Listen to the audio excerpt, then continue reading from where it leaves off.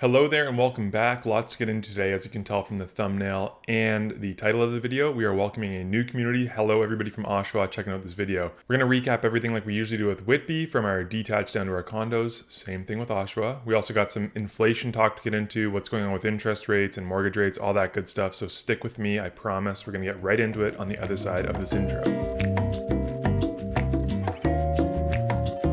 Right into it again this week with a tweet that we have here from Stephanie Hughes, who's a reporter with the Financial Post, and it's this morning. I'm recording this on July 20th. Just a few hours ago, the Canadian CPI print came out, coming in at 8.1%, weaker than anticipated. Does that mean we have kind of reached maybe a peak of inflation? I'm not going to go out on a limb and say that yet, but inflation has risen the most since January of 1983. So we're talking almost 40 years now. And it comes after 7.7% back in May. So why did I show you this inflation print? Why does it matter to you? Really what's happening, in my opinion, right now is the Bank of Canada is using interest rates to combat inflation. We want to get back to a target of about 2% inflation. That's their mandate to keep it around there. The higher inflation goes, the higher rates have to go to combat inflation and bring it down.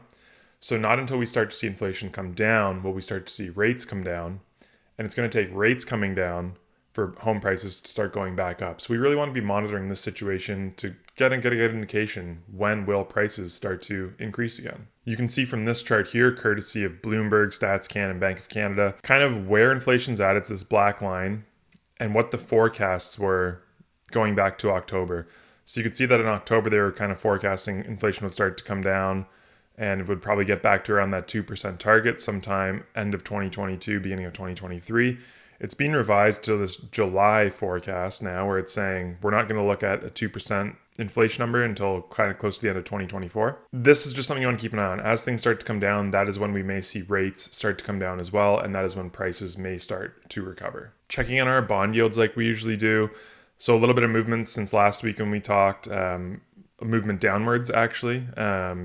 But again, it's hovering at around the same level, we'll call it. What did that do to interest rates and mortgage rates? Here it is. So the big number you're going to notice now is that the variable rate mortgages from all the big banks are over 4%.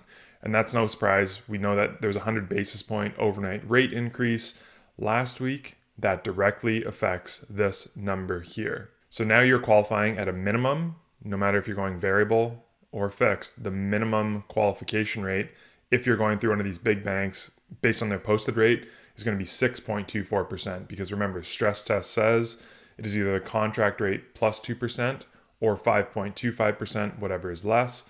So again, if you're qualifying for a fixed rate mortgage, minimum from a big bank would be 7.14%, and variable minimum from a big bank based on this 4.24% from BMO would be 6.24%. We thought with this drop in the bond rates that we saw kind of from June to now, we may see a little bit of a reduction on the 5-year fixed side as well.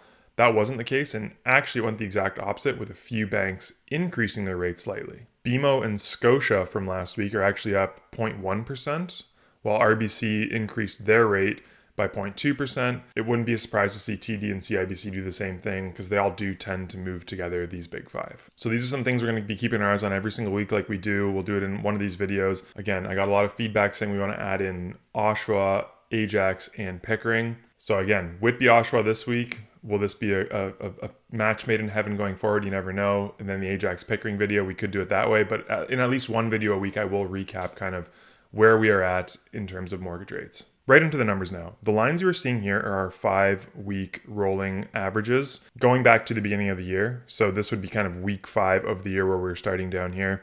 And just looking at the trend for new listings in the Whitby area, detached is the red line, townhomes the blue line. Detached, we had 46 new listings this week, 52 last week, and our 5-week rolling average is 51.8 new listings. Townhome side, 14 this week, 11 last week, and our 5-week rolling average is 9.4 new listings. Same thing going on with our sales, where we peaked a little earlier in the year. We had 18 sales on the detached side this week versus 19 last week, and our 5-week rolling average is 22 sales. So again, downward pressure. We're expecting to see this number decrease right through the summer, especially with where rates are at. On the townhome side, we had 2 sales this week versus 1 last week.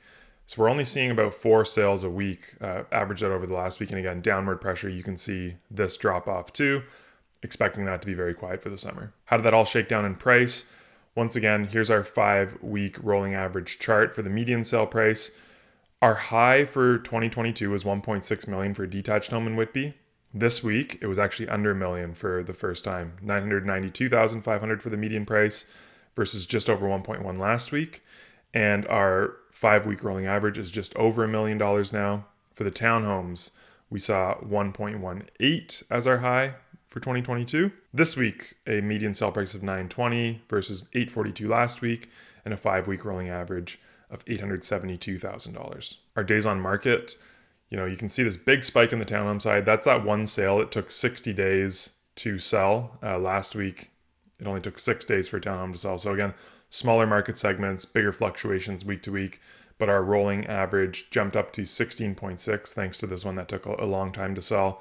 On the detached side, our 5-week rolling average is at 11.6 days to sell a home in Whitby. And our suspensions and terminations, they keep dropping off on the detached side, whereas they may have hit a bit of a bottom. It's kind of hovered at around the same level for the last few weeks on the townhome side. So 25.4 is the rolling average detached and 5.2 on the townhome side. So that's it for our big market drivers in Whitby. And now the moment that some of you have been waiting for, maybe not all of you, but our Oshawa numbers, we're going to hop right into those. So we know that our detached and our townhomes are the big market drivers in Whitby. In Oshawa, the semis are also play a pretty significant role. You can see that detached is the massive driver by an even kind of bigger margin than it is in Whitby, whereas new listings on the semis and townhome side kind of hover a little lower, but they kind of trend together. So our 5-week rolling average for new listings in Oshawa is 79.8%, and that is trending downwards. Same thing on the semis and townhome side, 8.2 new listings per week on the semi side and 6.2 on the townhome side. Our sales numbers, they kind of peaked back in April in Oshawa on the detached side. We're at 38.8 as the rolling average right now, whereas our rolling average is 6.4 on semis and 5 on townhomes. And you can see that those haven't had as much of a definite peak. They've kind of been bouncing along. I'm expecting them to quiet down as well, though, through the summer, much the same as the Whitby market. How about our median sale prices? So our detached high for the year was 1.275 in Oshawa on the detached side. You can see the massive drop. The 5-week rolling average is now down to 825. That's a $400,000 difference. On the semi side, we're talking about $250,000 between now and where we were for the high in any given week. Around the same thing on the townhome side, maybe a bit bigger spread, closer to $400,000 again. We were at 1.12 for the high in 2022, and now that rolling average is down to $745,000 for a townhome in Oshawa. Our days on market, just want to show you that everything is trending upwards. We had a big spike in days on market on the townhome side, bit of a reduction, then a spike again. You're going to see more volatility in this because it is the smaller market. Just keep your eyes on this red line. That's going to kind of tell you how the town as a whole is trending. And you can see that days on market are increasing from just around 5 back in late February to 12 this past week, but the rolling average is up to 12.3. Suspensions and terminations too, they've kind of hovered a little higher. They're not coming down quite the same on the detached side like we saw in Whitby. Oshawas are sticking up there. The 5-week rolling average is 45.2 suspensions and terminations per week, whereas smaller market segments 4 and 4.8 for semis and townhomes respectively. Lumping in all of our other property types now, we have the Whitby semis and condos and the Oshawa condos. 1 new listing versus 4 last week, 1 sale versus 0 last week. Our 5-week rolling average for price is up around $60,000 in Whitby semis. And the condo side, 4 new listings versus 6 last week, 2 sales versus 1 last week, and our money has not changed. That average price point has been pretty sticky. Down to our Oshawa condos, 12 new listings this week versus 17 last week. Our sales were 6 versus 7 last week. And that median price point over the last 5 weeks has dropped around $30,000. Wrapping things up with our activity, and again, I'm presenting this a little differently this week, just in graphical format, and it's Whitby versus Oshawa. So you can see Whitby, from a showings perspective, has been a little more active than Oshawa all year in terms of per new listing. So the drop-off has been a little more drastic, but they seem to have leveled out a little from a showings perspective from April, a bit of a dip in May in Oshawa, but then back up, and we're hovering it around the same numbers in through July. It's on the offer side that it's a big difference now. So we're getting a lot more offers per new listing in Whitby earlier in the year, and that's dropped off pretty significantly to less than actually 0.7 offers per new listing. whereas Oshawa has hovered closer to 1. And that's all going to be reflected here in the number of showings it takes you to get an offer. So as this chart goes in an upward direction, upward trend, it just means you need to get more groups through your home to actually get an offer on that property. So Whitby is creeping up to around 25 showings just to get one offer, whereas Oshawa is still kind of in that 15 range, just over 15. So that's another thing to keep an eye on. It's taking a little more work and it's taking a few more groups to get an offer on a Whitby home now compared to Oshawa. So that was a lot of numbers I just threw at you. Please let me know in the comments below, what do you think of the new format this week? Did you enjoy seeing it laid out as it was? If you're still watching at this point, I assume you did get some value out of the video and you have been, so please like the video, subscribe to the channel for more content just like this. I love putting the stats out, and turn on those notifications so you don't ever miss a video. Feel free to share with a friend. Like I said, hopefully this week, maybe next, I will be sharing the Ajax and Pickering stats. I'm just trying to compile all that in these graphs as well. It's the startup that's a little harder. The maintenance isn't so bad though once we get things going. So again, let me know what you think. I'm looking forward to bringing you all this info each and every week. If you have any questions in the meantime, all my information is down in the description of the video. Please reach out.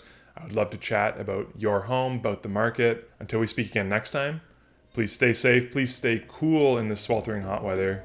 And as always, cheers.